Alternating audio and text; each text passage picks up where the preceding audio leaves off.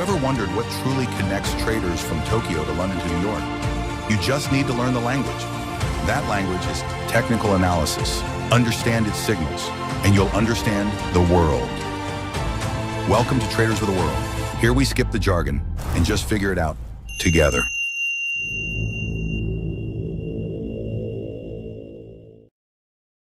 Ever wondered what truly connects traders from Tokyo to Mumbai to New York? It's not English, it's not Mandarin, it's the charts. Technical analysis is the only universal language of the markets. Understand its signals, and you understand the world. Join me, Flavio Lemos, on Traders of the World as we decode the global conversation. Stop guessing, start understanding. Hello, traders, and welcome back to Traders of the World. For such a special case, I'm not alone. I'm so pumped to be joined today by the only Raphael Figueredo, better known as Rafi. He is an equity strategist at XP with 20 years of professional experience. He has built his career as a strategist and a market analyst.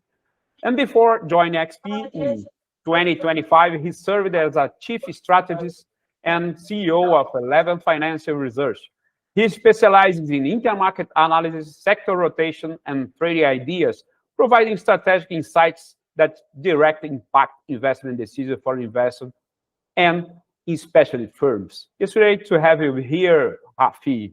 Let's get into it. Yeah, it's great to be here, Flavio. Let's get into it.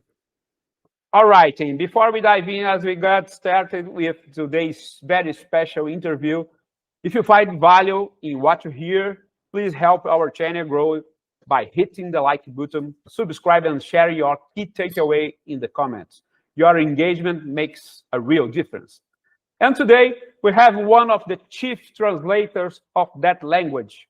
Our guest is a true macro detective, a master at connecting the dots between stocks, bonds, currencies, and commodities.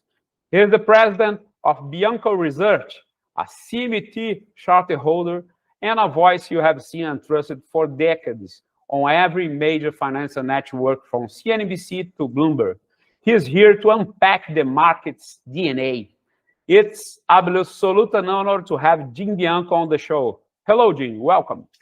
Well, thank you. I appreciate that introduction. I'll have to show it to my wife to convince her that I'm a legitimate person. Okay, Rafi, shoot you on. Yeah, well, nice to have you here, Jim. So talk with you. We're here to all the traders all around the world. So, Jim, you've been in this game since '80s, right? At the big firms like First Boston and also UBS. So now you are CMT like ourselves here, but while many techs get obsessed with just stocks, you became a guy for fixed income and macro and global macro. So how did that evolution happen? And what made you look beyond equities into deep and fascinating world of FICC? So you're right. I mean, if I was to trace back in 1987, I started working at First Boston. I was there right after the stock market crash of '87. I was one of the first, people hired. My first day there was November 2nd, 1982. So I was literally 2 weeks after the stock market crash of '87. And I worked for the technical analyst named Joe Generalis at the time. And, so I kind of cut my teeth with technical analysis. And eventually Joe got me involved with the fixed income side. So the 7th floor of First Boston back then was equities, and the 6th floor was fixed income. And I was spending more and more time with the guys downstairs in fixed income. And I was becoming more and more interested in the bond market, in the commodity markets, in the currency markets. And, I was spending, doing less time with sector rotation and what was going on in the stock market. One of those clients down on the 6th floor was a firm called Arbor Research Group, which was from the Chicago area where I am and still am to this day. And they recruited me out of there back in 1990. so 35 years ago. And I went to work for them. And through them in 1998, I spun myself off as Bianco Research. They are the second largest shareholder of my company. I'm the largest. I am still the third largest shareholder of their company. So we've got this relationship now going for about 35 years. And from there, I started working on doing, fixed income analysis. And that kind of naturally led you to macro, because that seems to be really what drives the big picture with fixed income, with currencies and the like. Whereas, the idiosyncratic things of earnings and company and strategy seems to drive individual stocks. Nice. I want to rewind your presentation from April 2022, when we were together at the CMT Association Symposium at Washington.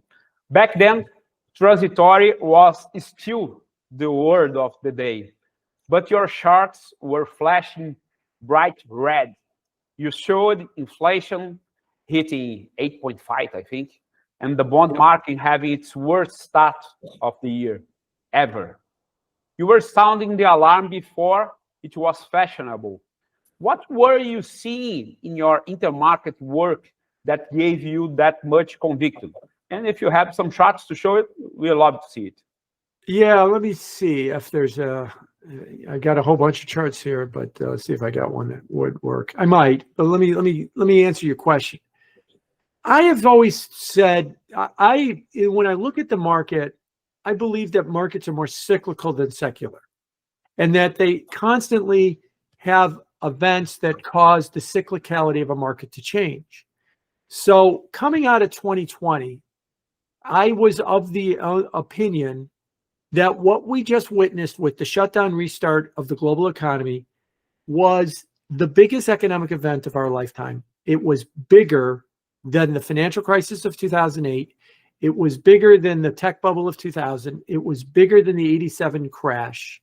It's bigger than the 74 market if you're old enough to go back that far. Mm-hmm. And what I've operated under is when you have these big overarching events, and they're usually around financial crises, and we definitely had one in 2020. The Fed had to step in and buy at one point $100 billion of bonds a day to try and stabilize the bond market, and a recession. And we had the worst quarterly recession ever in the United States history in the second quarter. That those kind of shocking events changed things. It changed the economy. And now change, there's one of my older charts. Yeah. Change is I not, remember that.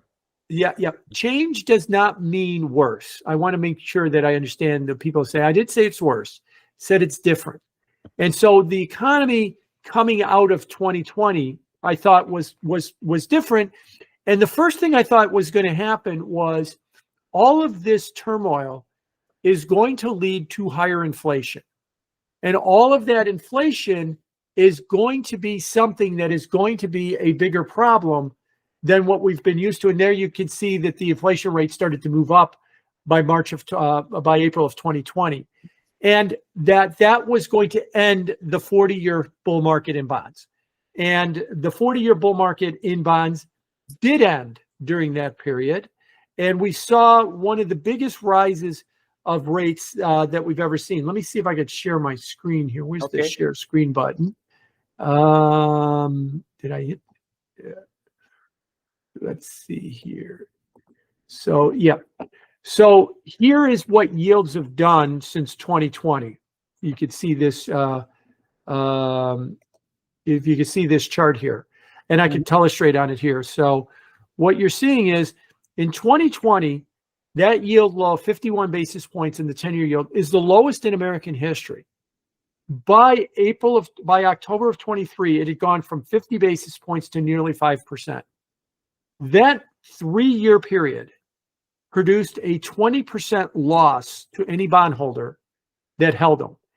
That is the worst 3-year period in 160 years of owning of the bond market. There is data that goes back into the 1790s on the total returns of bonds. So what I've argued is you had a life-defining event that if you are a bond trader or you are a fixed income investor, this 3-year period is going to be the definition of your career.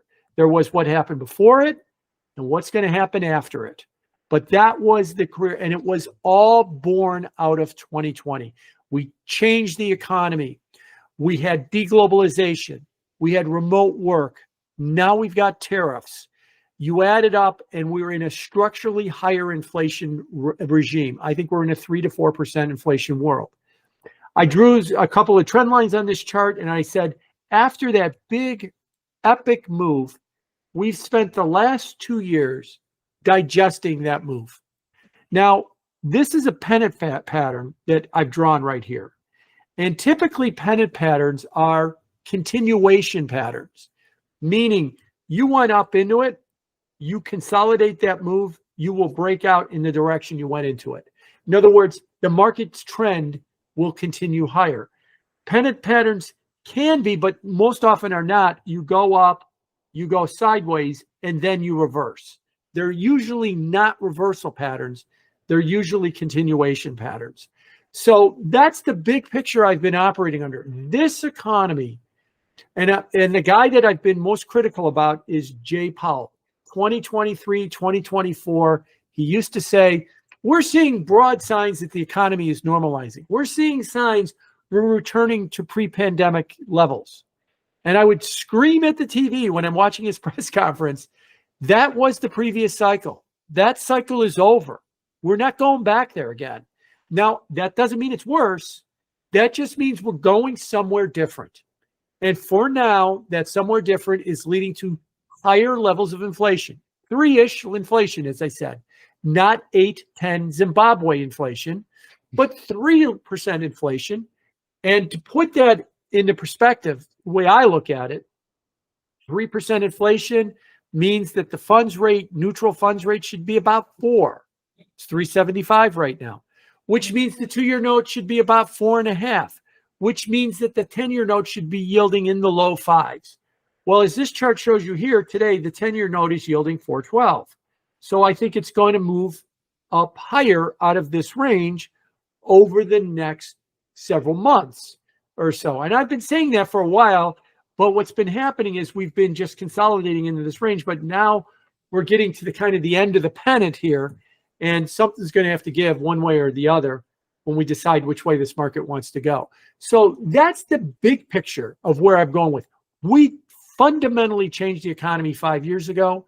We are now in a secular or a long time bear market with a cyclical up push in interest rates. It might turn into be a secular bear market. We finished the 40-year secular bull market in 2020. We are going to continue to be in an era of higher and higher and higher interest rates. Nice. So let me follow up a little bit about here, and let me ask you this question, because I've been following your work, and I've been watching your videos and your analysis, and you always saying about the recession things. You got right about no land camp, and by the way, you were the only guy in America that was saying that you were a no landing camp. And I remember that because everybody was in very inflationary period, in recession period, and the other guys would say, okay, there is no problem here, and you were like, the economy's already changed, and of course we are in no landing camp, and you got it right. So, but at the same way that you were telling us about your no landing camp, your concerns about the recession, you were always saying that something has to break or something has to change dramatically to that we can see the recession is happening. So my question is, maybe the bond markets already changed, or maybe the signals of something has to break. It's that we are seeing it's on 10-year yield of the bond markets. Do you agree with that? So we definitely have a big change and about 640 portfolio that doesn't work anymore. So that's my point. It's correct that the bond market's already changed right from now on. Yes. So let me start off with the first part of your question by sharing my screen again. Here, let's see. So there was an economist named Rudy Dornbush who worked in the 1970s at MIT, and he made this famous line: "Economic expansions do not die of old age; they're murdered."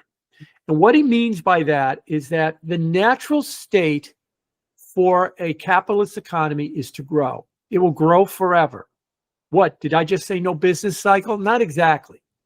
There are business cycles within individual industries. Currently, the office real estate market is in a terrible recession, but the data center real estate market is booming out of sight. So we have these self-corrections, but the overall economy continues to grow because you continue to self-correct along the way. What a recession is an exogenous event, and here is all the recessions: the start date, the end date. These are all the recessions going back to the end of World War II. Let me try that again here. The start date, the end date, and you could see the period or the reason that you had the murder of the economy. And I've often said that during those periods, that what you will see is that the economy grows, but you have to look for some kind of an event that comes along and scares everybody so that they stop doing economic activity. COVID, a global shutdown was that. Now, since 2020, I would argue there were two possibilities of a recession but neither one happened. It was 2023 when Silicon Valley Bank failed. Oh my God, we're going to have a financial crisis. And that's going to lead to a recession, but it didn't. And it was earlier this year when we announced Liberation Day with all the tariffs, and the stock market fell 19% in 2 weeks. It didn't. So I've been arguing that why I've been in the no landing camp is I've said, look, if you're talking about a recession, you got to give me a murder weapon or a trigger. Something has to happen to trigger it. And usually those things are very abrupt. A shutdown, a war, some kind of political crisis. Short of that, the economy muddles along. No landing. Added to that, higher inflation. And my biggest concern is higher interest rates, not lower interest rates. And that's why I've been arguing that. So when people say to me, but what about the signs that there's going to be a recession? Well, look, the economy can grow slow. It can grow fast. But if it's going to contract, that means that people are willingly not going to the store, willingly not doing economic activity. Why would they stop doing that? And the answer is, well, if they lost their job. But the unemployment rate's 4.3%. It's not, there is no massive unemployment in the United States. Sales at the stores is not slowing down. It's going to be something that is like a big red headline on your computer that dominates the news, that gets everybody to be scared out of their mind to stop. We don't have any of that. So that's why my bigger concern has always been no landing, higher inflation, higher interest rates. That's what I've been always concerned with, that we don't murder the economy at this point. Speaking of the rates, there is always a political noise. We have recently seen demands for the Fed cut rates. You have made the counterintuitive case that this kind of political pressure can actually lead to higher long-term yields. How does that plumbing work? And even more, what's the fair value of the bonds right now? So a couple of things about that. And this is going to kind of get in the weeds of a little bit of Fed watching as well, because I've been arguing too that, and I'll show you this chart here. I've been arguing too that we've got a big major change going on with the Fed. Currently, this chart's a couple days old, but we're still at about that level. I'll look here right now. And yeah, we're still at about this level. You've got about a 50-50 chance that the Fed is going to cut rates at its December 10th meeting. 50-50, 50% chance they're going to cut rates, 50% chance they're going to hold steady. Let me restate that. It's The day we're recording is November 18th. We're talking about a meeting in 3 weeks. The market has not made up its mind as to what the Fed's going to do. That's unusual. That almost never happens. By this point, 3 weeks before the meeting, it's either trading with a 100% probability or 90-ish% probability the Fed's going to move rates, or a 0 to 10% probability the Fed's going to move rates. So it's made up its mind what it's going to do. It currently has not made up its mind. Now, why hasn't it made up its mind? Because something is changing at the Fed. This is something I've been writing about the last couple of days. Donald Trump's incessant Fed bashing. Jay Powell is terrible. He wants to get rid of him. 2 hours before we were recording, he was in the White House saying he would like to fire Powell today, but he knows he can't fire him today right now. Has led to, and he said he's already made up his mind who's going to be the next Fed chairman. And he didn't say who it was going to be, but he did say his first choice is Scott Bessent, but Bessent doesn't want the job. He wants to stay at the Treasury Department, at least for right now. And so what that political pressure has done to the Fed is it's changed the way it votes right now. So what I would argue is that normally the way we all been watching the Fed our whole career is that the Fed basically does what the chairman wants. If the chairman says we're going to cut rates, they all fall in line, they all vote for it. If the chairman says we're not going to cut rates, they all fall in line and they all vote for it. Well, something happened last week. Last week, Monday, we started the week at 70% chance the Fed was going to cut rates, and we've gone to 50%. But in the last 8 days, 8 trading days, last week, Monday, Tuesday, 17th, 18th of November of this week, we've gotten no real data because the government was closed for most of that, and the Fed chairman hasn't given a speech. So why did we go from 70 to 50? The answer is what we're doing is we're toting up all of what the voters are saying right now. And right now, we've got 5 voters that are saying no move. We've got 4 voters that are saying cut rates, and we've got 3 that we don't know about right now. So we're looking at like a 5-4-3 vote. Normally, the Fed votes 11-0, 12-0, 11-1. And so what I think the market is doing is it's starting to realize doesn't matter what Powell thinks. It matters of how do you get this group of 12 to 7? 7 of them agree on something. 5 of them now say they don't want to move rates. 4 of them say that they want to cut rates. At a minimum, we're going to get 4 dissenters in that meeting in December. But if these 3, one of them is Powell, by the way, if these 3 that have not come out, that's Lisa Cook, Powell, and Jefferson, the chairman, Powell, the vice chairman, Jefferson, and one of the Fed governors, Lisa Cook, we don't know how they're going to vote. But if they go all for a cut, then it'll be a 7-5 vote. If that one of them doesn't go for a cut, then it could be a 6-6 vote. And that's the reality that we think we're starting to see. And that's why the market is stuck at 50-50.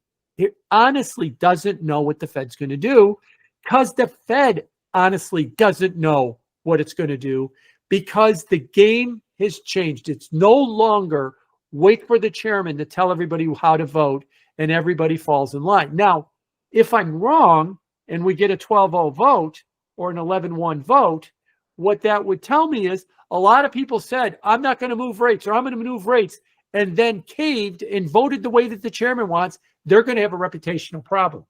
And I don't think that they're going to do that. I think they made those statements because they intend on voting that way. And why is it changed? Because this is the pushback to the political pressure.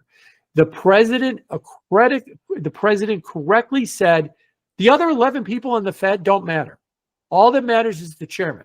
That's why I've been talking about firing Powell and blaming Powell and calling him too late and all these other things and all these other terrible words, because he's the only guy that matters. And I'm going to replace him. And the rest of the board is saying, no, we're an independent body. Maybe we should start acting like it. Maybe we should start voting the way that we think should be the vote, not waiting for the chairman to tell us what to do. So ironically, Trump might have overdone it. In the process of bashing the Fed so hard and so consistently, he might put his new guy in place, and his new guy might say, we're taking rates to 1% because that's where Donald Trump wants them, and I'm going to push and make sure everybody does it. And the 11 voters are going to say, you don't have the votes because we're not going to vote with you. That's the way every other central bank works. But the Fed has not worked that way, and it could be changing right now. So that could be a big change for the Fed right now. So we're at 375. It's possible that we're going to stay at 375. And I think that if we stay at that level right now, that is around where the fair value is, and that's where the rates should be. Nice. So for your whole methodology, it's about unpacking the intermarketing relationship. It's the same as I love this intermarketing analysis and taking commodities, bond market, currencies. So for our audience, how do these markets talk to each other, and how does the spike in commodities or a plunge in the yen can translate into a signal for stocks or other asset classes? And most importantly, what are those relationships screening at you right now? Is that gold? Yeah, so there's a couple of relationships out there. Let me see if I've got that chart here. Hopefully I do. Let me see here. Yes. So let me share this. Let me share this chart with you right away here. This is this funky chart is the stock bond correlation. Olá, espero que esteja gostando da entrevista. A Trader Brasil foi eleita por 2 vezes no Rank Awards 2024 e 2025 como a melhor academia de formação de investidores do Brasil. E ela tem um presente para você que está assistindo esse podcast. 10% de desconto, é só usar esse QR Code que está aqui embaixo e a gente te espera lá, ok? Agora não esquece de dar uma moral pro Flávio. Curte, compartilhe esse vídeo e se inscreva no nosso canal, ok? Até a próxima e obrigado pela presença. Valeu! And what I wanted to show, hopefully you can see it right here. This is the correlation between stocks and bonds.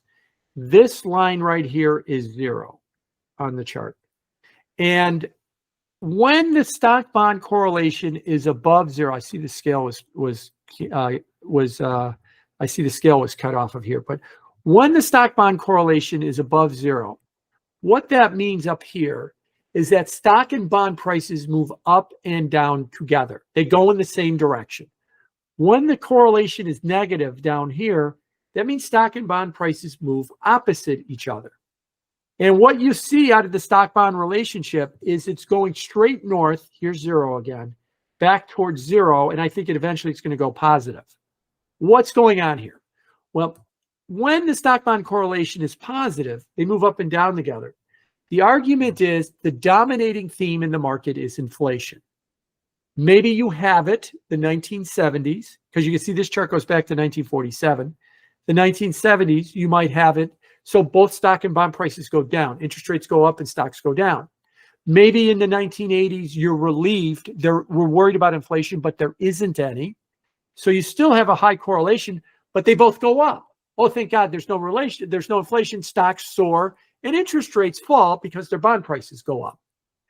But then starting around 1998, this relationship flipped. This was around long-term capital, the Asian financial crisis, and then down here, in this period down here, the dominant theme became deflation. Now we're worried about deflation. Deflation is the scourge of risk assets. If you have deflation, stocks go down and everybody piles into the safe asset like bonds, their price goes up and yields go down. So yields and stocks go down. When you're relieved, thank God there is no deflation, stocks rally, then the safe asset bonds sell off. So rates go up and stocks go down. They move the opposite each other. So deflation was the concern. During that period, you got risk parity trades, the 60-40 portfolio, because everybody thought this was a permanent state of affairs. We were always going to worry about deflation. So the first intermarket relationship I'll point out to you is that the stock bond correlation is quickly going back to positive. it is quickly reverting to, we're more worried about inflation than deflation. The 60-40 portfolio will not work as it is currently constructed, because it was constructed for a period where we feared deflation, and we're going into a period where we're going to start worrying about inflation. Remember, in the inflation period, it could be the dominant concern is inflation, but thank God there isn't any, so stocks and bonds can rally. But we are worried about inflation is what it could be. So the first intermarket relationship that I've been seeing has been this stock bond correlation. I think this is the start of everything. Then from there, if you say that the stock bond relationship has fundamentally changed, and it's changed because we're starting to worry about inflation, other things start to make more sense. $4,000 gold, $52 silver, that the rally that you've been seeing in those, as I like to say, precious metals are not an inflation hedge. They're a hedge against bad things happening. Maybe it's inflation, which it might be somewhat this time. Maybe it's political strife. Maybe it's deflation, whatever it is. But the reason that gold and silver are rallying, I would argue, is twofold. One, they're rallying because inflation is coming back. Two, the big buyers of gold and silver have been India and Asia right now. They've been buying like crazy. Why? They're perceiving political risk, and it's showing up in the weaker dollar. So they don't want to, when they see political risk and they see uncertainty, their history was everybody pile into the dollar. But it's been weaker. We don't want to buy a weaker currency. We want to buy something that's stronger, and they've been buying gold. And these are not big markets, and they've been rallying quite a bit. So the signal from gold, a high degree of worry is out there in the markets, and it's basically coming out of Asia right now. But I think it starts with this relationship right here, is that the stock bond relationship is starting to change quite a bit. Jim, I have to ask you about one of my favorite concepts you have put out, Boomer Bitcoin. You posted this, Yes. this incredible case sheeter chart showing that for 50 years, real home prices went nowhere, just tracking inflation.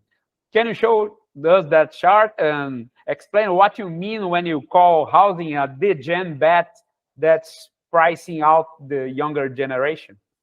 Yeah, so as I pointed out before, that housing is in a boom-bust cycle. And as I said before, everybody thinks that housing is their piggy bank right now, and home prices just keep going and going and going. And everybody owns a home with a mortgage. In trader parlance, that's leverage, right? You put down 10%, you borrow 90%, you're 10-to-1 levered to your house, and the price just keeps going up. And so what I was joking about was that the older generation right now is getting mesmerized by higher and higher home prices. And that's the Bitcoin for boomers. That the average age, as I pointed out, the average age of a home buyer right now, I guess I didn't point it out, but I'll say this. The National Association of Realtors told us that the average age of a home buyer is 59 right now. And the reason it's 59 is you have to be 59 that you've saved enough money to buy a house because they're so expensive. So boomers are buying homes. Boomers are trading homes. They're very happy with what's happening with higher home prices. Millennials, Gen Zers, rent. They're angry that they can't buy a home, but they play Bitcoin. And Bitcoin had been rallying until about 3 weeks ago. And now all of a sudden Bitcoin is tanking. So they're now doubly angry. They're in a crappy apartment. They can't buy a home. And now their main tool that's going to make them rich is going in the wrong direction right now. So that's why I refer to housing as boomer Bitcoin, is because they're degenning. Degenning is degenerate gambling. Boomers are degenning in housing, and millennials and Gen Zs are degenning in Bitcoin. Nice, Jim. So let's talk about a little bit about your work, your fund, your ETF. So how does it work? And it's basically the way for investors to trade the Bianco brain, and how it's designed to navigate the broken correlation, stock bond correlation, and you've been highlighting for years, and of course today for us. So As I mentioned in my history, I'm a bond guy from the beginning of time. So I'm most comfortable with the bond market. And I think I understand the bond market more than I understand the stock market as well. Now, let me throw out one other statistic at you. Actively managed funds. Most people believe that actively managed funds cannot outperform an index. That is true in the stock market. The studies are pretty clear that an actively managed fund will, 80 or 90% of them will not outperform the S&P 500. But in fixed income land, more than 50% of actively managed funds can beat a benchmark. So I've used this sports analogy that if you're an equity manager and you're an active manager, you're playing golf. Par is 72. You have to beat the course. That's the index. But if you're a fixed income manager, you're playing tennis. Whatever the benchmark is, doesn't matter. You got to beat the other guy. It's just, you got to beat the other guy. And so the first thing I'll point out is I'm a bond guy. The second thing I'll point out is what I'm arguing is there's true value in active management in fixed income, less so in equities. So the Bianco Total Return Index, we started about 2.5 years ago. And it is our way of saying this is how, so we manage an index. It's the Bianco Total Return Index. BiancoAdvisors.com is the website. We can learn more about it. This index is our way to express how we think a active fixed income index should be positioned. Currently, we're underweight our benchmark in duration, which means that we're betting on higher interest rates. We're bulleted, meaning that we own more in the 5 to 10 year sector than the 2-year and the 30-year sector, meaning we're betting on a steeper yield curve. We own TIPS securities, and that is those are real rate bonds that would benefit from higher levels of inflation. We're underweight corporates because of the stock market's valuation, but we're overweight treasuries and mortgages because we have to be overweight something else as well. So this is the way we've expressed ourselves in our index. WTBN is an ETF run by Wisdom Tree. Wisdom Tree Bianco Nancy is its ticker symbol. It tracks our index, much like if I was the head of the investment committee at S&P and managed the S&P 500. I manage the index. SPY tracks my index. So that's the way we're set up. So I'm an index manager, and I manage this index, and I set the parameters with my investment committee. There's 4 people on my investment committee plus me, where we set the parameters where we want to be betting on various things on interest rates, and then we explain it on the website. So we are betting on higher interest rates, a steeper yield curve, more inflation, and an underweight in corporates. In sum, according to Morningstar, there is 470 odd funds in our universe. We finished 2024 in the 19th percentile, meaning that we beat 81% of the funds in our universe. We're playing tennis. We just got to beat the other guys. And so far through October, we had beaten 70% of the funds in our universe through October. So we're playing, and of course, we're ahead of if you were to buy BND or AGG, which would be the broad fixed income indexes. We're ahead of those indexes as well, too, since inception date and over the last year. Our inception date was December of 23. So we're coming up on our 2-year anniversary of running this fund. So that's what we offer. We offer, I think we want to have money in the bond market. I think that but interest rates might go up. It's a complicated thing. I don't understand it. And my answer to you would be, it's good to use a professional manager in the fixed income market. In the equity market, you're probably better off just buying an index because the professional managers can't beat those. And what we're offering is an expertise on professional management of a fixed income asset. The bond market this year is up about 6.5% or so. That's not a bad return for the bond market. I will say, we didn't talk a lot about stocks, but I will say this. We do have an index where we created an index where we take the S&P and we look at the AI stocks and the not AI stocks. There's 41 AI-related stocks. Those stocks are up 23% this year. There's 459 stocks in the S&P that are not AI-related, everything else. They're only up 7% this year, and the bond market's up 6.5%. So it's competing with a lot of investments that are not AI, right? It's competing with cash. It's competing with the other stocks. Gold is way ahead of it. It's definitely competing with crypto because they're down on the year. So it's a viable investment. And we're saying if you want to buy fixed income, then you should consider a professional manager. And that's what we do. We run an actively managed index, and WTBN tracks our actively managed index. We are running out of time, but this is time for the question we ask everyone. You are a strategist. So let's frame it in this way. What's your best call, the one you are most proud of, where the macro, the charts, and the flows all align perfectly?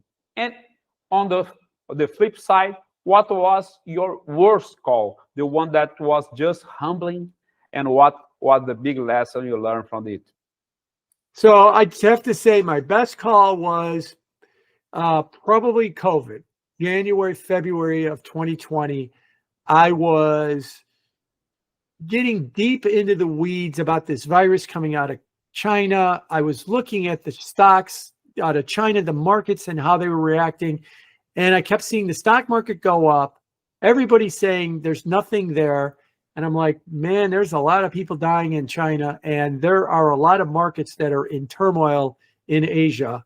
And I was really worried about that a lot, and that something bad was going to happen.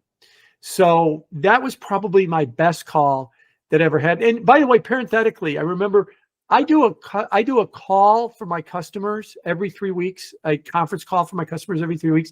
During that period in February and March of 2020, we were doing them daily because there was so much information that we could actually put together a 20-deck slide deck every single day because so much stuff was changing. And I remember during that period that I was really struggling with this. I was like, I have this really bad feeling about the markets. And I said, but I can't short them. Not that I have any problem shorting the market. I said, if I'm going to short the market, what I'm basically saying is I need my neighbors to die of COVID. I need people to drop dead in the street to make this trade work. I can't live with myself saying I will profit if you drop dead. And so I didn't short the market. And it turned out to also be another good trade because I'll tell you about my worst trade. I missed the bottom is basically what happened. So I wasn't exposed to the bottom because I thought COVID was going to be a lot worse than it turned out to be. But the Fed stepped in such major numbers that we had that massive V bottom. We were 35% down in 6 weeks. I never would have guessed. Oh yeah, in 4 months we'll be back at a new all-time high. I thought it was going to take 10 years to be back at a new all-time high. So maybe I got rewarded for having a morality streak that I didn't want my neighbors to die and have a short position because it saved me on the other side of that trade as well too. Oh, that's awesome, Jim. Yeah, Jim. So this has been a masterclass, Jim. So for our audience who wants to get smarter and just reading your work and what you do, where can they find your research and follow you online? So, yeah, I think a couple of things. We have 2 websites, biancoresearch.com. Take a look at that. Bianco Advisors is our index I was explaining with the ETF. You can take a look at that. Otherwise, under the name Bianco Research, I'm active on social media. We have X page, YouTube. We have an X Twitter page at Bianco Research. YouTube page, YouTube channel at Bianco Research, and on LinkedIn, I'm active under my name, Jim Bianco. That's the only place that it's a little bit different. Jim, I can't thank you enough. That was phenomenal. Your ability to connect politics, money flow, and decades of chart history is exactly what you are a legend in this business. Thank you for sharing your time and your charts with us. Raphael, thanks for helping me with your big smile. Yeah, that was grateful to be here for Jim, for one person that I've been following for a long time. So thank you, Jim. Thanks a lot. Thank you. That's all the time we have for Trader of the World. A massive thank you again to Jim Bianco and Raphael Figueredo. Until next time, stay disciplined and keep connecting the dots. Take care. Bye-bye.